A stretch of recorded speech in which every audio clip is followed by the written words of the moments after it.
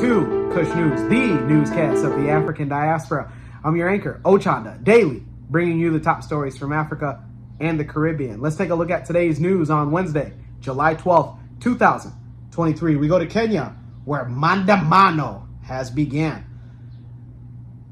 Motorists on Mombasa Road have been urged to approach Umlongo area with caution. Comes as the wake of the anti-government demonstrations had held the behest of the opposition leader Raila Odinga over the high cost of living. Last Friday, Raila Odinga announced more protests in the country following what he described as a successful mission during the coalition's inaugural protests on the same day. Odinga said that he was happy that his supporters were brave enough to march into Nairobi's central business district from Kamukunji, where he had addressed a rally. He stated, "We made a major achievement because we were able to access the CBD even though the police tried to stop us." He declared, "We are unstoppable." The city of Nairobi stated that, "We are regret to inform you that a section of the Nairobi Expressway toll services had been temporarily halted at Umlongo Road area and at the SGR toll stations due to the ongoing demonstrations. Efforts are underway to restore the normalcy on the road." Kenyan protesters had taken place and had taken the effect and the call and response by opposition leader Raila Odinga. Kenyan police officers fired tear gas on protesters as they defied a police ban and joined demonstrations called by the opposition leader.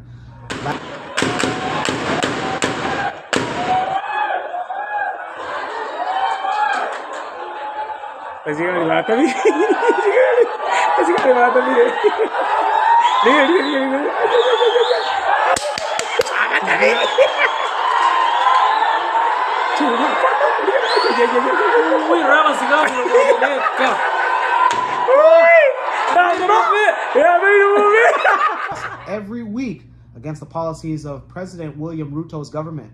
Odinga, who lost the presidential election back in August of 2022, alleges that the poll was stolen and has been holding anti-government rallies throughout the year.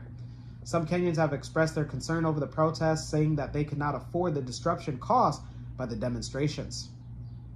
The finance bill signed into Ruto last month is expected to generate over $2.1 billion for the government, but has led to new taxes and increases on basic goods, including food, fuel, and mobile money transfers. The government argues that these measures will create jobs and reduce public borrowing. Opposition groups assert that the tax hikes will only exacerbate the hardships faced by Kenyans who are already struggling with the soaring prices of basic commodities. Those in Kenya, let us know if you participated in maandamano, and also if you were one of the individuals that took apart that bridge. We're watching you guys. Let's go to North Africa, where Tunisia is calling for national innovation contests. The Agency for Promotion of Industry and Innovation announced on Wednesday that the organization of the 5th National Innovation Competition, in collaboration with the Ministry of Higher Education, will hold the 2023 edition to support innovation and technological development and scientific research through introduction and promotion of establishment of innovative projects in the fields of ecological technological transitions. Applications for the innovation contest can be made online at the link in the description box below.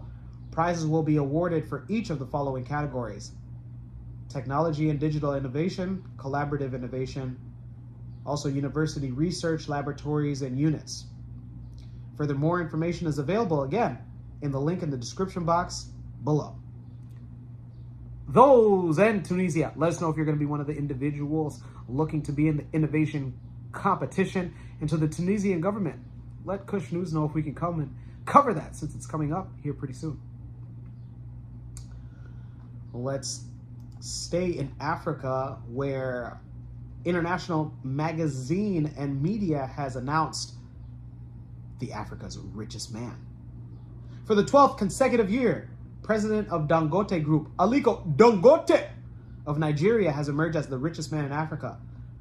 Dangote, whose business flagship, Dangote Cement, is the largest producer of cement in Africa, is he is the only Nigerian in the list of 200 richest men in the world, with an estimated net worth of, wait for it, $14.2 billion, up $2 billion from last year.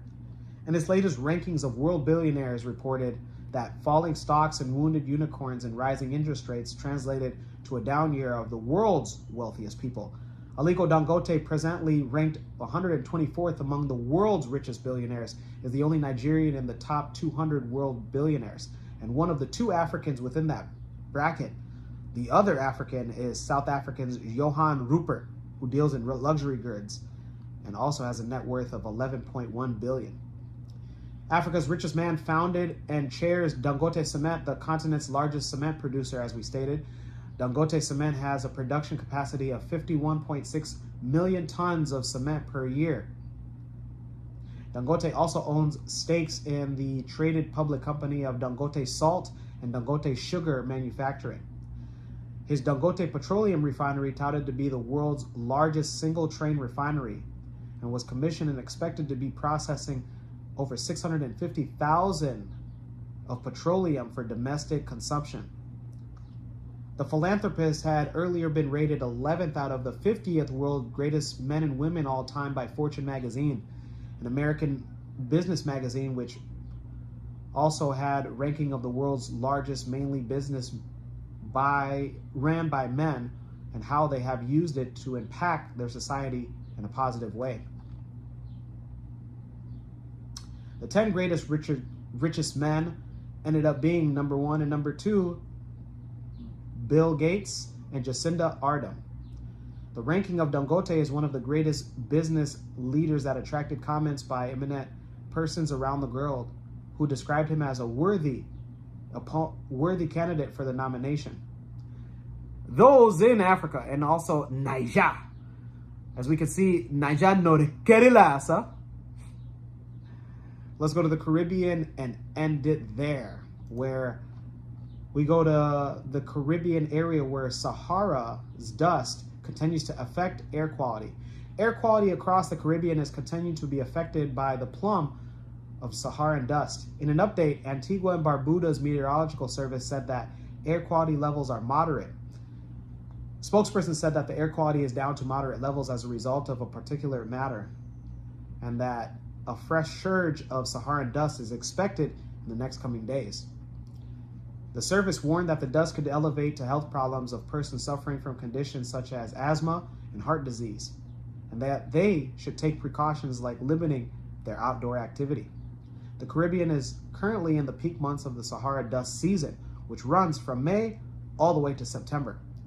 Those in the Caribbean, let us know if you've taken the necessary precautions, and also if you've been affected, what exactly your symptoms that you're going through are.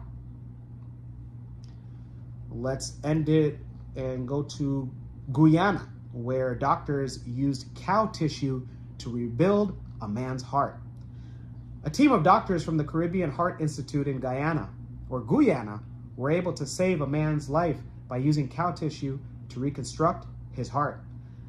The life-saving surgery, which was first of its kind, was completed late June by a team of a CEO and a Guyanese heart surgeon named Dr. Gary Stevens. The surgery was conducted by a 24-year-old Dexter George, who saw doctors completely remove from a cardiac tumor, partially remove his heart atrium, and utilize bovine from a tissue derived from a cow's heart, and to reconstruct his damaged right atrium. George had been battling severe illnesses for the past 9 months.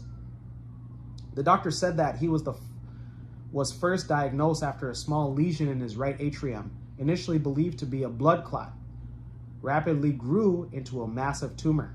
With a few options for treatment, doctors recommended the innovative surgery, which has a less than 1% chance of success. Once again, it has a less of 1% chance for success. In a comment, Dr. Stevens said that the procedure challenged the conventional understanding of the heart's resilience and illustrating that substantial portions of the heart can be removed with positive outcomes. He added that this remarkable feat paves the way for more aggressive approaches in similar cases. They say that George is on his way to making a full recovery. In a comment with Kush News, he said that physically he has a little pain, but he's happy. And he also said, I know that I haven't fully recovered yet, but I know I'll get there soon. The institute, which is located in the Guyanese town of Georgetown, said that it would continue to utilize new technology and procedures to be at the forefront of cardiovascular care and research. Those in Guyana, let us know how happy you are that doctors are making innovative ways to go ahead and repair a heart. Here at Kush News, we don't have any heartaches, but good to know that if a heartbreak does come, you guys can be up to the task. When we come back, we'll have today's African proverb of the day. Don't go anywhere. What's going on? I'm MC Cadero, and I'm here at a graduation party. Double graduation party that I was booked for. That's right, you can also book me with 15 years experience. It's www.mccadero.com. See you soon. Welcome back.